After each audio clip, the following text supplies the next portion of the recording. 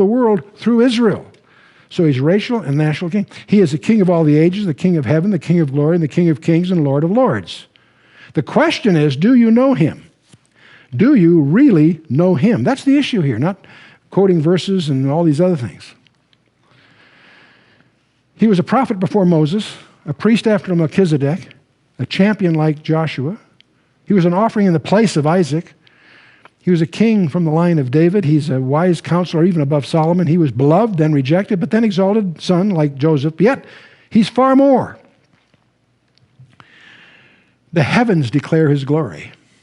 The firmament shows his handiwork. He who is, who was, and always will be. He's the first and the last, the Alpha and the Omega, the Aleph and the Tau, the A and the Z. He's the first fruits of them that slept. He's the Ego Eimi, the Ihyach Asher Ihyach, the I am that I am. Yes, he was the voice of the burning bush. He so claimed in John 8.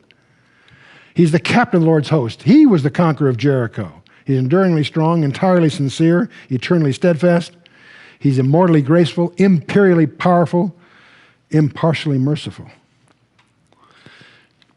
In him dwells the fullness of the Godhead bodily, the very God of very God.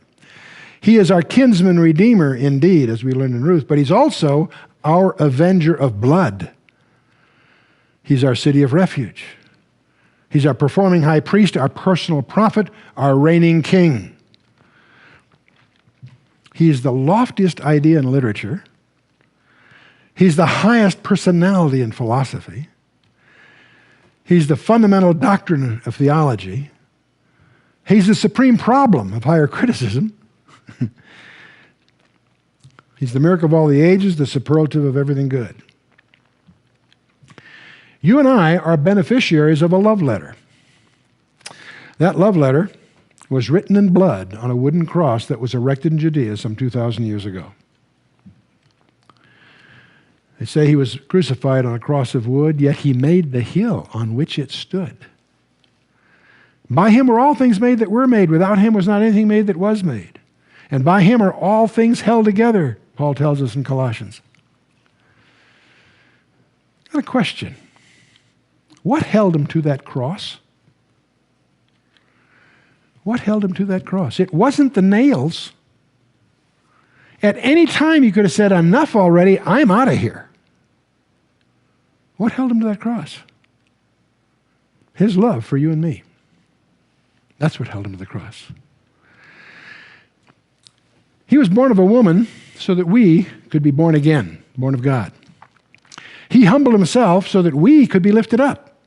He became a servant so that we could be made joint heirs with him. We have no idea what that means. He suffered rejection so that we could become his friends. He denied himself so that we could freely receive all things. He gave himself so that he could bless us in every way. He's available to the tempted and tried. He blesses the young. He cleanses the lepers.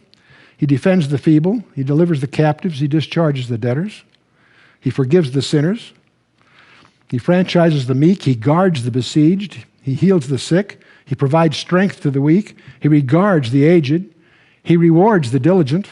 He sympathizes and he saves. He's incredible. His offices are manifold. His reign is righteous. His promises are sure. His goodness is limitless. His light is matchless. His grace is sufficient. His love never changes. His mercy is everlasting. His word is enough. His yoke is easy and his burden is light. I wish I could describe him to you. He's indescribable. He's incomprehensible. He's irresistible. And of course, he's invincible. The heaven of heavens cannot contain him. Man cannot explain him. The Pharisees couldn't stand him, but soon learned they couldn't stop him. The personal representative of the ruler of the world couldn't find any fault with him. The witnesses could not agree against him. Herod couldn't kill him. Death couldn't handle him. The grave couldn't hold him. He has always been and always will be. He had no predecessor. He'll have no successor. You can't impeach him, and he ain't going to resign. His name is above every name, that at the name of Yeshua, every knee shall bow and every tongue shall confess that Jesus Christ is Lord. His is the kingdom, the power, and the glory forever and ever. Amen. Well, some of you may be asking, great, what do I do now? We've gone through Learn the Bible in 24 hours. Where you can go from here would be to pick a book, any book, and go at it verse by verse, on your own or with a commentary, whatever. Do whatever, however energetic you want to be. And of course, we have helps that'll help you. With CD-ROMs, they're very inexpensive, a lot cheaper than they used to be with tapes and so forth. We also have topical studies on over 100 different subjects, but that's not the only way to go. I encourage you to go the expositional route. It's the most fruitful, I think, over the years. But the other resources I want you to be aware of that we have available. We have an internet site that I encourage you to check out. It's one of the oldest, largest Christian websites on the internet. And no one can pronounce Koinonia House, let alone spell it. Everyone calls us K-House, so it's khouse.org, khouse.org. We monitor the strategic trends, and we try to highlight those things that are going on that are biblically relevant. We publish a free weekly one-pager. If you sign up for it, we'll email you every week a little one-page that lists the things that have happened this week that's biblically relevant, and it gives you the link of the websites that are following that particular development competently. Just give it a try. Give it a try. But our primary goal is to try to encourage you to participate in a home Bible fellowship. The people, over 50 years of study, the people I've seen that really grow in small, face-to-face accountable groups that meet during the week. Sunday church, great. I'm not knocking that. But that won't be enough. Check out your professional associates or your neighborhood. They're all different kinds. Find one, give it a try. If you can't find one you like, start one. We'll help you. That's what we're all about. That's us. Check us out. And if there's any way we can help, we want to hear about it. God bless you.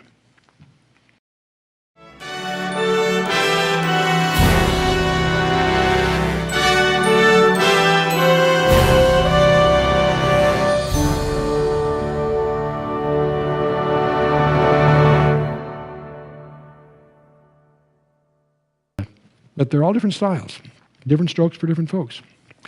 But the real issue that I want to close on before we finish our little excursion here is that the Bible's about a person, and I want to tell you about him. I was inspired by this by Pastor S.D. Lockridge down in San Diego. He passed away now, but he did a little thing that caught my attention, and I've done my version of it, but I'm indebted to him for this basic idea. I want to tell you about our coming king. You know, I often get invited to speak at governor's elections, especially in an election year, governor's breakfast, that sort of thing.